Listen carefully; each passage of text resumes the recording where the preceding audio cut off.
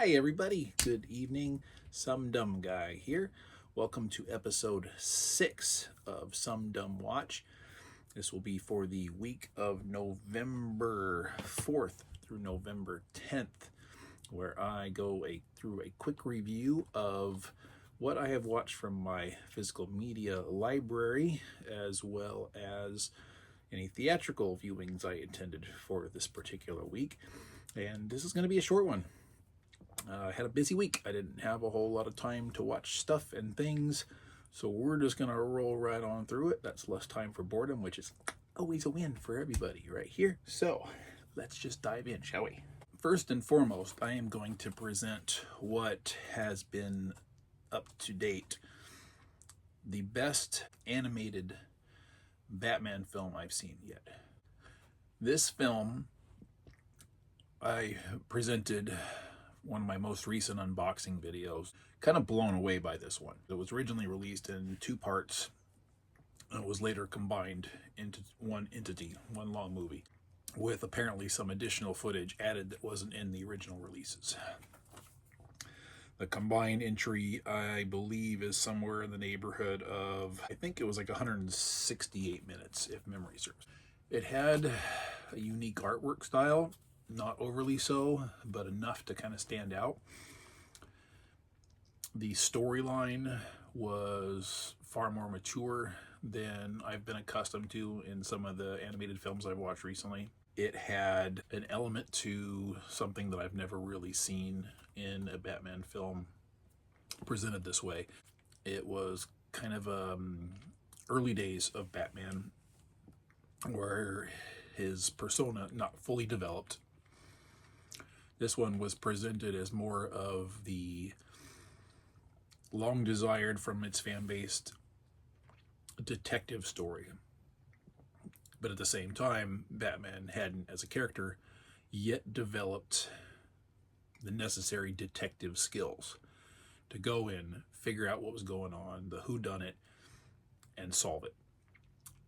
You see a movie, a lengthy one at that, of Batman making mistakes kind of repeatedly, and it was cool. It really was, and I really enjoyed this one overall. Let's present it. It is Batman The Long Halloween Deluxe Edition. What I found interesting about this one is, in going through the opening credits, it's very brief as far as the characters that you're going to see presented in it. I didn't look terribly close at the artwork. I mean, I glanced at it, but I didn't really look too closely at it. There's a lot of characters in here, a lot of Batman rogues that didn't pop up on the opening credits. And when the characters started popping up, I was actually kind of surprised, because I was watching the credits to see who the voice actors are, if there are any actors that I recognize either through their voice or by their name in the credits. But so it's not really a spoiler, but the Joker's in here. Because his name wasn't on the opening credits, I didn't expect him to be there, but when he was, I was kind of blown away, because this guy does an amazing version of Mark Hamill's Joker in a lot of respects, where at first I thought it was him. And I even popped out into the Internet Movie Database. I paused it, checked it real quick to look up and see if that was actually him. And he's not even listed in the cast. I mean, nobody's listed as a voice actor for the Joker in this. So, really baffling. But anyway, every character really well done.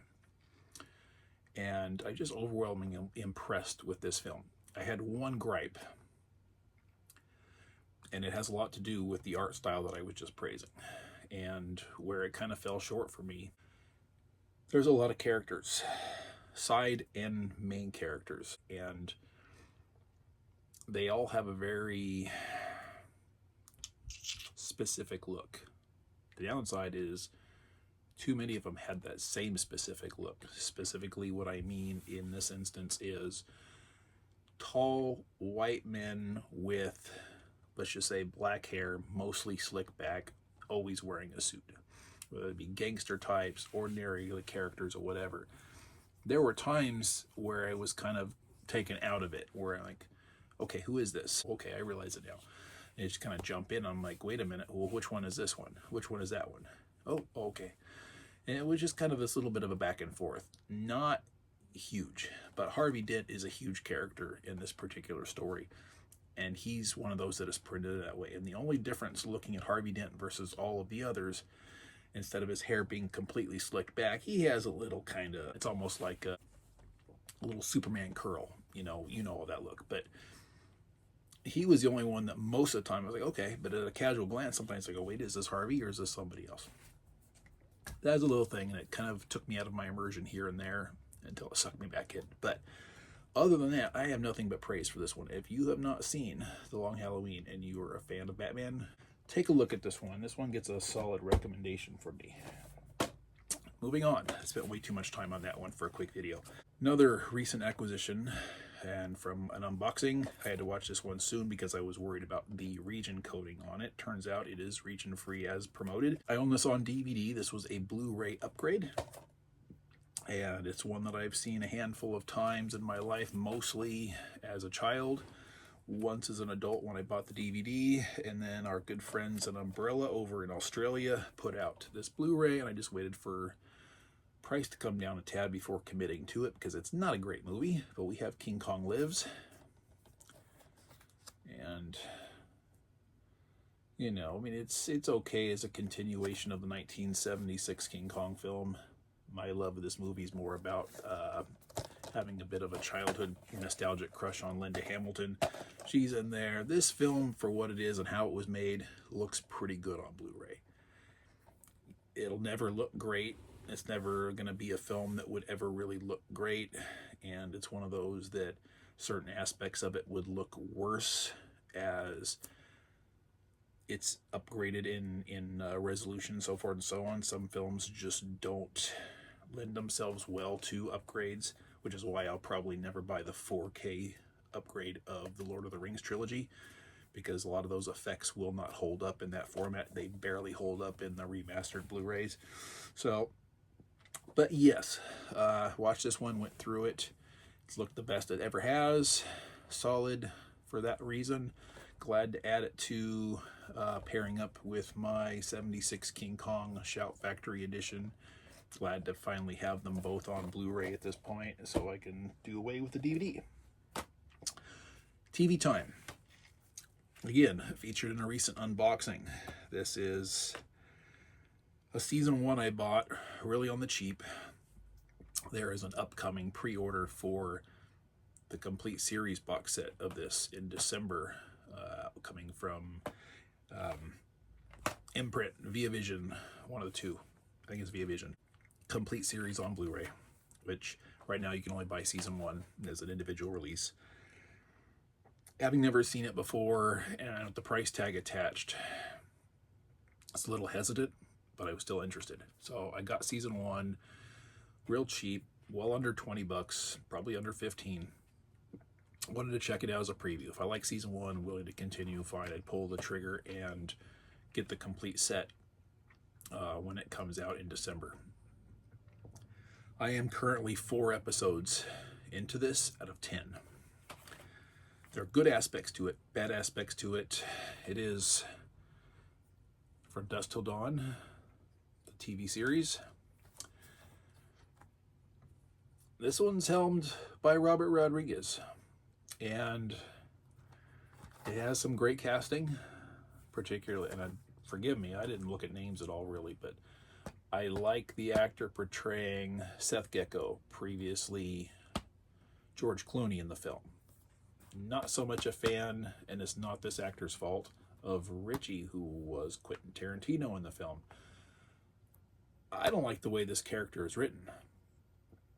And I don't like the way this character is written because of the changes in the storyline. Some things are enhancements and fleshing out from what you see in the movie, which is good.